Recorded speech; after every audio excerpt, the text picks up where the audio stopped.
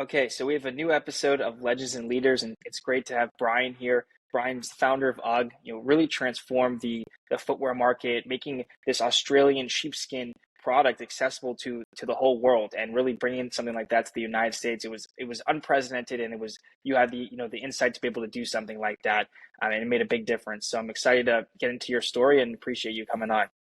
Hey, my pleasure. Awesome. So, legend has it you were doing this, kind of got this accounting degree, and you're working towards that, and then all of a sudden you decided to just drop it and go and create this business. Or what made you think like, hey, I put all this time in, and I'm just going to leave this and start something? Well, Why then? I I hated accounting, but and the day I graduated is the day I quit because I just don't like giving up on things. It took me 10 years, and I was meditating one day and I thought, all the big brands are coming out of California, because I wanted to start my own thing, but I didn't know what. And so I thought I'm going to go to California and find the next big thing because, we had Levi jeans and waterbeds and all these things came out of California. So I went there and I got a little house in Santa Monica and went surfing at Malibu right from the outset because I'd always, been reading surf magazines since I was a little kid. And I spent several months there, in Santa Monica and just looking for, billboards or Wall Street Journal, all these different avenues where I might get a new idea. And it was like 4 or 5 months and it was, almost Christmas time and I went surfing up at Malibu and the wind was really chilly and the water had got cold. And I remember sitting on the beach with my buddy and I was pulling on my sheepskin boots that I'd brought from Australia. And I just got totally covered in goosebumps. And I looked at my buddy Doug and I said, God, man, 1 in 2 Australians has some sort of sheepskin footwear and there's none in America. We got to go into business. We're going to be instant millionaires. And yeah, that's the thought that every single entrepreneur has. They have the aha moment, and they're going to be instant millionaires. And it's a shock when they learn that it doesn't go that fast. But the thing is, we ended up contacting a manufacturer in Australia and imported 6 pairs of samples, and that was the birth of UGG. And we went on the road with these samples and all the shoe stores shut us out going, oh, you're stupid trying to sell sheepskin in California. But I knew that that wasn't the reason because Australia's climate's identical to California. Wow. So we figured out, well, how come everyone up at Malibu thinks this is the best idea? And it struck us that all the California surfers who'd been down to Australia on their surf trips had bought 4 or 5 pairs of boots back for their buddies. So in the surf community, it was really well known. And so we just started out then going to surf shops. And I remember the first, time I walked into a surf shop, I was terrified. I was not a salesman.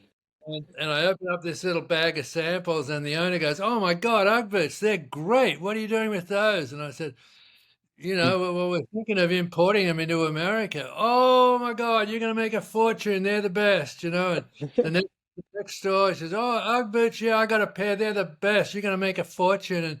And this happened like in every surf shop on the whole California coast. And so it never struck us that we hadn't asked for any orders, because we didn't have any inventory. And so we realized, oh shit, we got to get inventory. So through a roommate's friend, I was able to raise 20 grand and we sent 15 down to Australia and bought 500 pairs. And then they arrived in November and we sort of stacked them all in the third bedroom at this little house in Santa Monica. And we went back on the road to make our fortune, and I remember going back to the very first surf shop I started with. And I said, okay, I've got a huge bag of product and an order pad. And he just says, oh, well done, Brian, but we couldn't sell them in our shop. We just sell surfboards and trunks and flip-flops, and they're way too expensive for us, but you're going to do great in the shoe stores. And I went, oh, shit, and this happened. Next door, oh, well done, Brian, but we just sell surfboards and bikinis and trunks, and good luck, you're going to do great. And we ended up, our first see, first road trip, which was the first year of UGG, basically in December, we sold 28 pairs, which was just happened to be $1,000, and that was like hugely disappointing because we Mhm. just shot our millionaire theory out the window, and but years later, when I look back and I was writing my book, I just realized the theme that you can't give birth to adults. You have to conceive it, take a first action. That's the birth. So me taking action and buying 6 pairs of samples was the birth of UGG, and then it just lies there. And it lies there, and you got to keep feeding it, and jiggling the cradle, and but eventually, after that, and during that period of infancy, most entrepreneurs give up because they think, oh, well, it's not working, nobody wants it. But if you can persevere through that infancy, it'll start toddling, and businesses start writing articles about you, and all your friends are out there telling everybody how cool it is. And that quickly goes into the youth phase where, to me, that's the best phase of every business, because you got production's working, sales and marketing is working, the warehousing and shipping is working, and the admin and accounting is working, and you can run a $20-30 million business in that youth phase. But if it's a really great product or a really great service, like UGG was, you hit the teenage years, and shit, you remember when, or even at your age, you want to be at every party in town on a Saturday night. Well, in business, it's the same. You want to be in every major retailer and every mass, distributor, and every major trade show, and you can outstrip your capital really, really fast and go bankrupt that way. So we flirted with that a couple of times, but eventually it got to be, where the accountants put all the balances in, and it becomes a mature company. So that's really the life cycle of every company, and we sure went through that with UGG. So you started you had this idea. You decided, I think, to import originally from this brand, Country Leather. You didn't like that, so you had to raise the money. So how did you come up with your own design and idea for your own kind of boot? Well, we stuck with country leather for several years, and I the biggest problem I had was in Australia.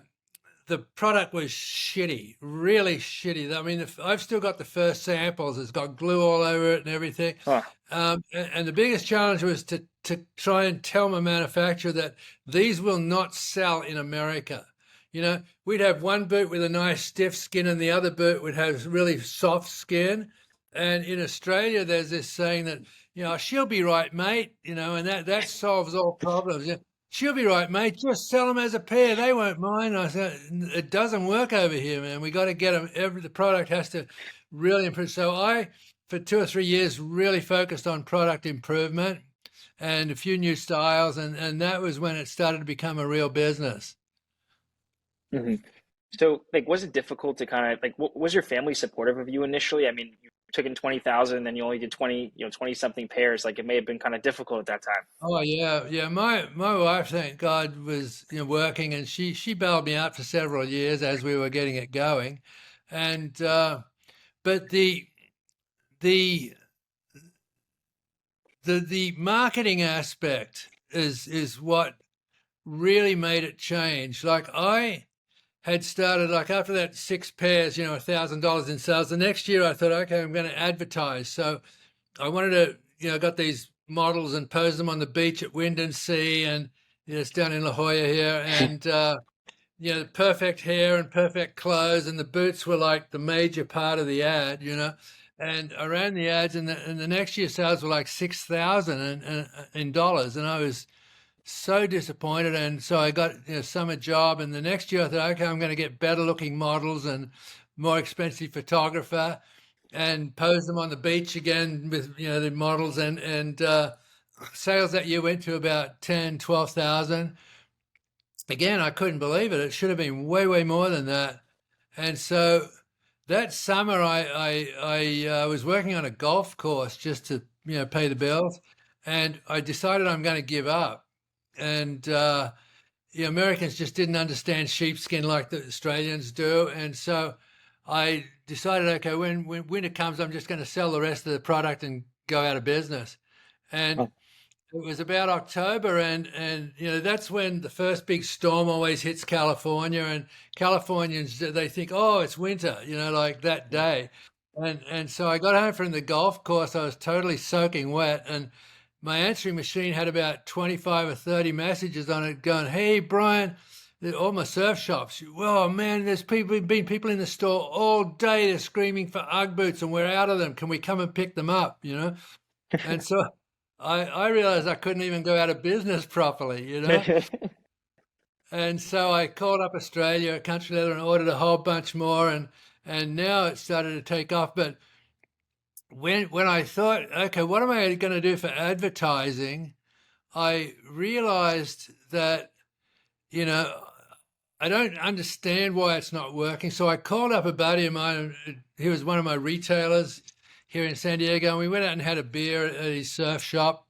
And I was talking about this problem of advertising. He just says, oh, shut up, Brian. And he calls out the back to all these 12, 13-year-old grommets, who store their boards at the shop. And he says, what do you guys think of Uggs?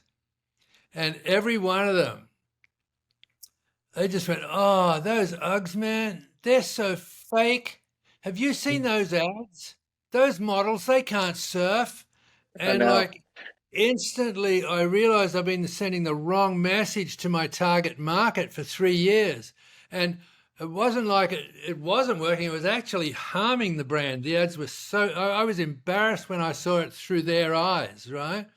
Huh. And so I realized, okay, I got to do something. So I called up a buddy who was he was running a scholastic surf team, and I called him, Pete, hey, you got any young kids who are going to turn pro soon? Because I really want to start, sponsoring them. And he gave me two guys, Mike Parsons and Ted Robinson, and we just went to the beach at Black's Beach in La Jolla here, and up at Trestles, which is up in San Clemente.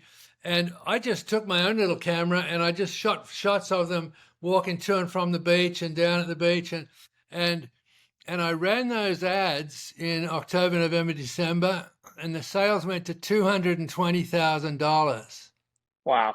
Why? Why? Because I'd finally nailed the advertising and marketing aspect, which is you you have to make people want to be in the ad. You have to make it so crazily, important to be part of that scene. And every little kid who read Surfer magazine across the nation wanted a pair of UGG boots so they could be in that photo.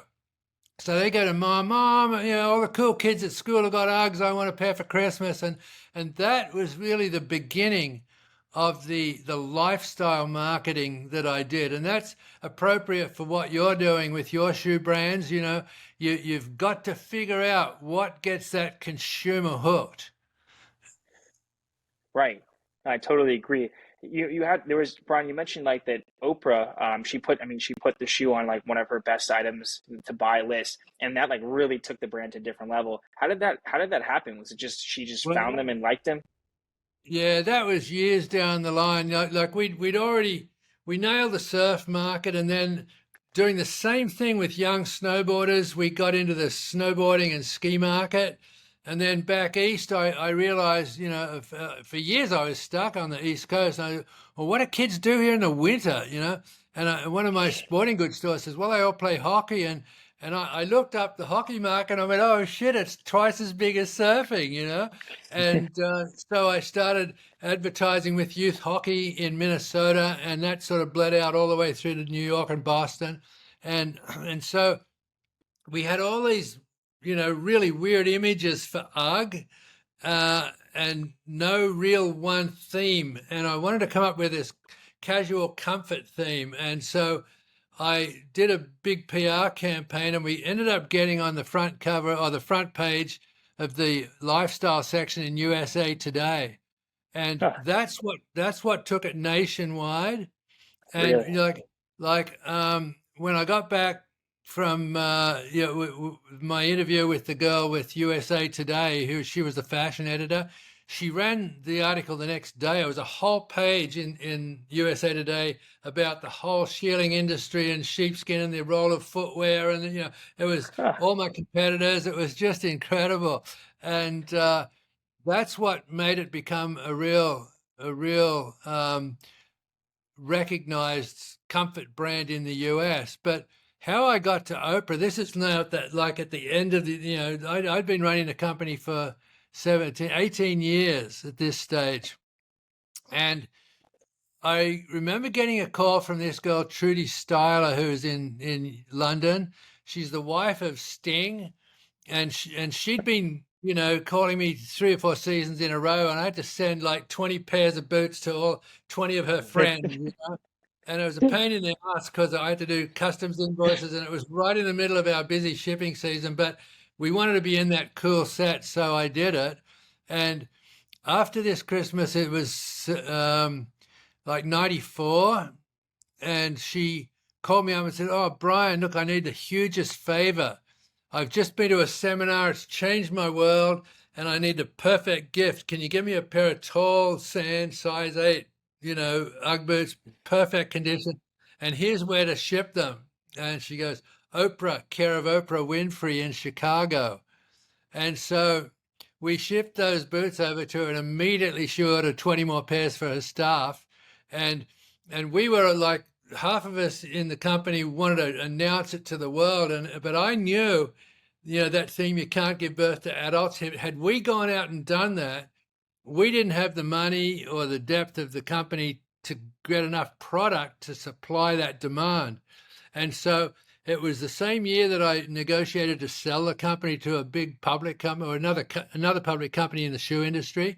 And for the next 2 years, I worked with them and helped develop the Oprah relationship. And finally, we had enough product and enough financing in it where we, said, "Okay, Oprah, we're ready to go." And she put us on the Best Picks for Christmas show and Oprah's favorite things. And those two things just took it worldwide, like overnight. The sales just went to hundreds and hundreds. It was in the millions already. We were up at about 15 million. She took it up to 100, 200 million really quick.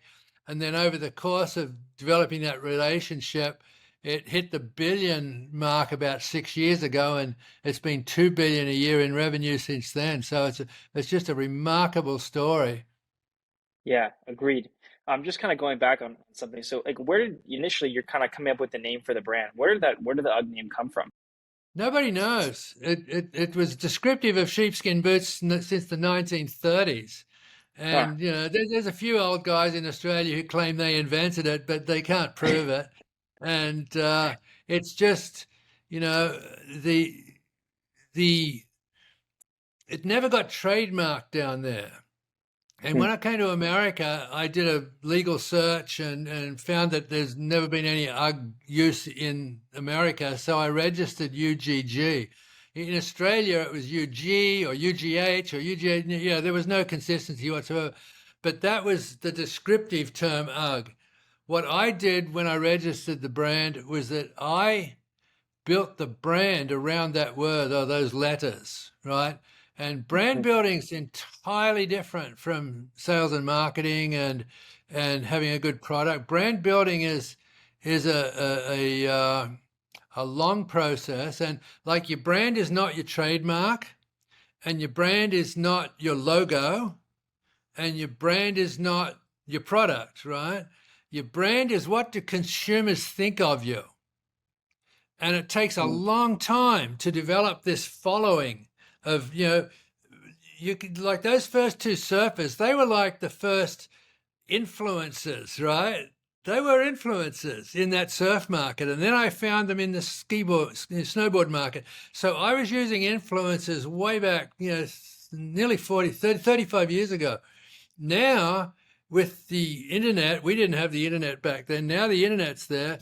You can start to build a brand very quickly, but you really need to follow, even though the formats change with electronics and computers and, websites, the principles of marketing are still identical. The marketing aspect still is getting influencers to do it. And you can't just have a shitload of money and throw it at a website and a bunch of product development. If you don't have all those true believers out there talking about you, your brand will never get off the ground. Right. Yeah. So was it difficult? You know, I mean, you at one point I think 80% of your sales were coming from one place. Like, was that kind of like something that was it like you viewed it as a positive? Was it kind of difficult that maybe, you know, if that place doesn't do as well, you know, that's the majority of your sales?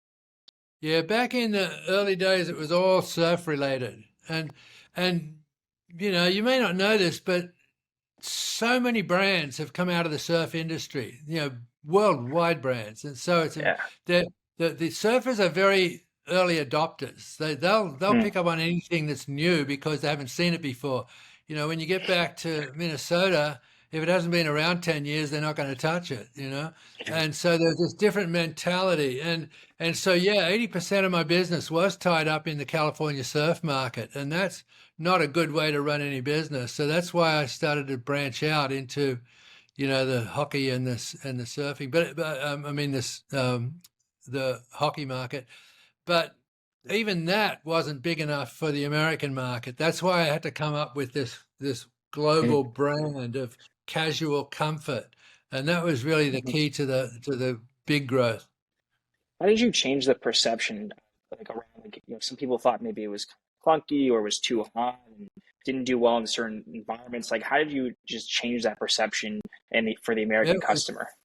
so difficult, but that that was probably the most significant marketing thing I did in the 20 years I owned the company was Huh. figuring that out because I was in a surf shop one day and this is like 6 years into the business and this customer came in and they were touching and feeling the UGG boot and she said to the manager of the store, what are these like? And he goes, oh, I don't know. And she says, well, they're really expensive. And he said, yeah, they are expensive. And she put him down and she walked out. And Huh. I had this realization that shit, he couldn't sell our product. And so I created what was called the 6-pair stocking plan, right? This is the most Mhm. brilliant piece of marketing the company ever experienced. If the store will buy 6 pairs, I'll give a free pair to the owner or the manager, whoever works in the store. And so I did that, and I was in another store this time, and somebody else was, holding the UGG boots, and what are these like? And the manager goes, "Oh man, these are the best things in the world." And he puts his foot up. He says, "Look, I'm wearing them. I have never had anything so comfortable."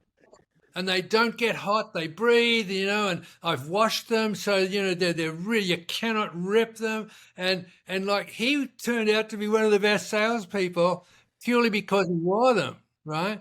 And from then on, I made a rule with all my sales staff: don't ever go and try and sell a new customer, a new retailer, until they've put a boot on. And once they've put a boot on, then you can start the sales pitch. And that was probably the best marketing scheme that I came up with in the whole 20 years. Yeah, that's brilliant. I mean, just the person wearing the product that sells itself. You know, I mean, Yeah, if they like it, then everyone then they can be authentic with that. So, absolutely. how did like the sale to Deckers occur? Like why decide to part with the company then, and how did it happen? Um, we'd just come off of, a $12.5 million season, and we threw away nearly $3 million worth of orders that we couldn't fulfill because I wasn't capitalized well enough to Huh. bring in the inventory. And we can talk about that in a second.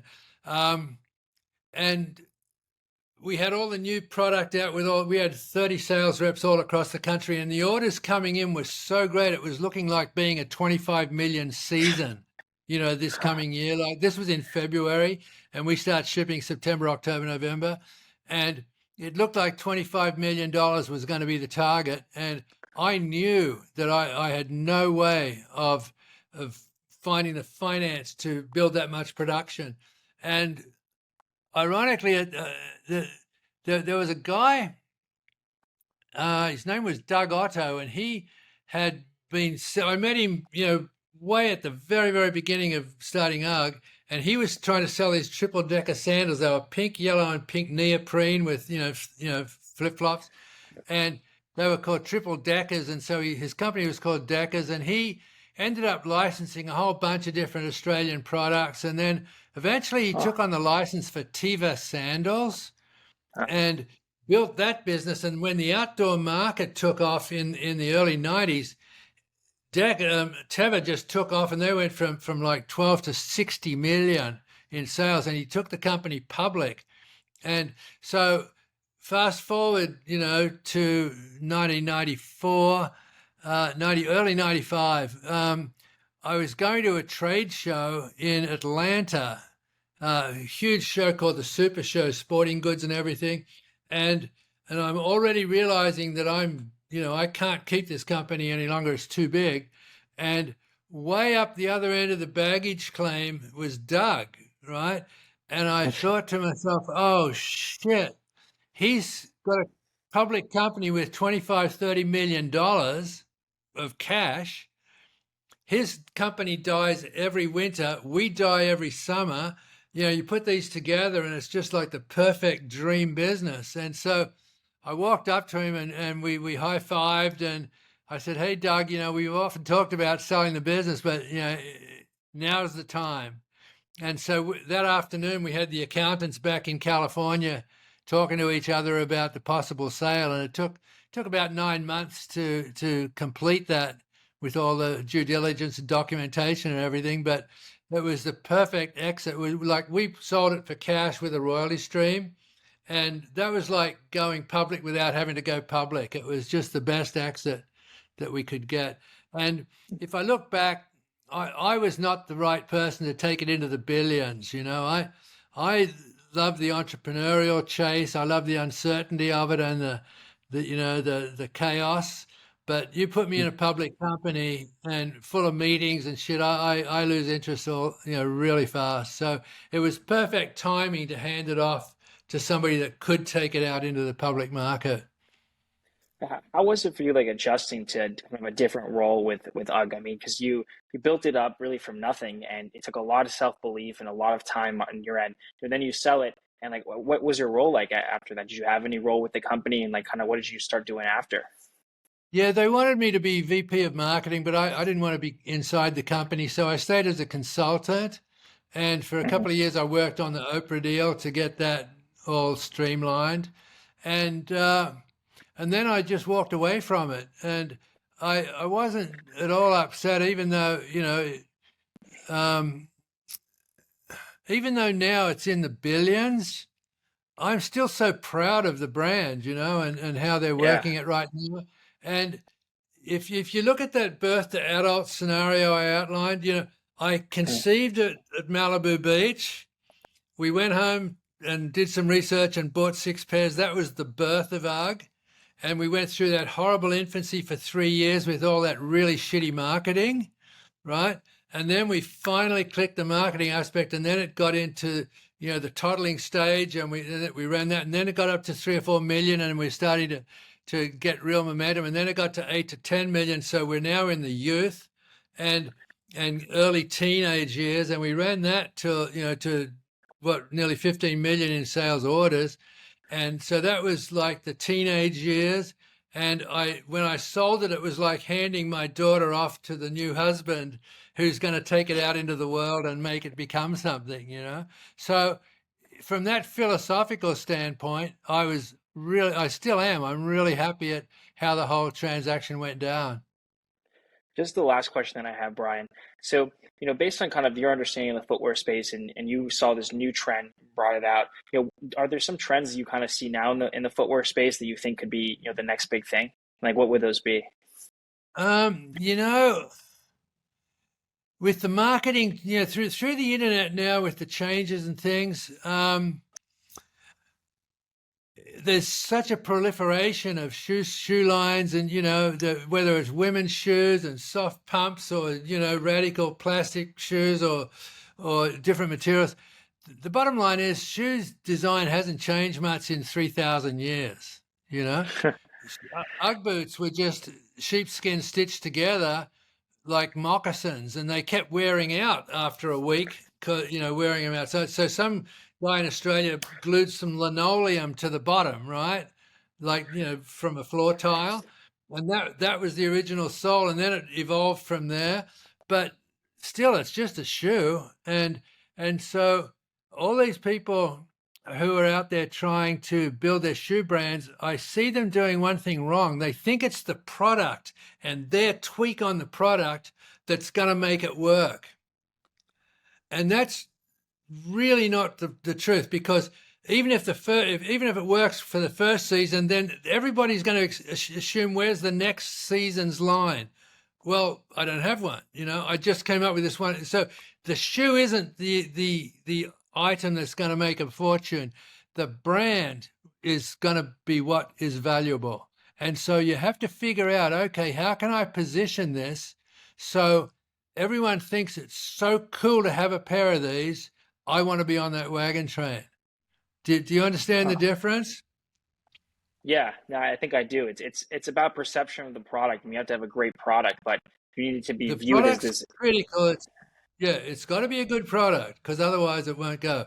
If it is a really good product, then you have to build the perception of uniqueness or quality, or, uh, you know, I'm in with the cool group, get all the rappers wear, it doesn't matter, but there's got to be some marketing angle to make that crowd, when they go to a concert, they're all wearing the same shoes. Oh, thank God he's got a pair. Oh, thank God she's got a pair. And I'm one of the cool people. So it's all about those young surfers wanting to be part of that walk along the beach.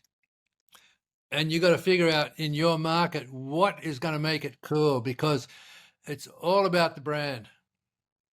Agreed. So, Brian, where can people find the ability to book you as a speaker? I know you speak all around the world, and people really enjoy that. Yeah. Yeah, I wrote this book. It's called The Birth of a Brand, and it's like a roadmap for entrepreneurs. So if any of you are out there in the middle of starting a business, or you in the early stages, it's a brilliant roadmap for helping you. There's a lot of philosophy and spirituality in there, because it's not all work. There's a whole lot of other issues come at you in life that you got to deal with while you're building your business. So that's my book, and everybody said, "Oh my God, this book's so great! You should be on the stage speaking." And I had never ever thought of doing that, but I tried it, and everybody seemed to like it. And so now I've got a really great series of keynote talks that I give all over the world, and it's basically about perseverance and hanging in there through. And I talk more about the disasters than I talk about the great things I did, right? Which is much more valuable for learning how to run a business. And so my website is Brian at Brian Smith Speaker, or the website is briansmithspeaker.com. And you can email me, Brian at Brian Smith Speaker. And that's probably the best way to get me. If any one of you you have a company that wants inspiration, it doesn't matter what product or industry you're in, even if it's electronics. I speak.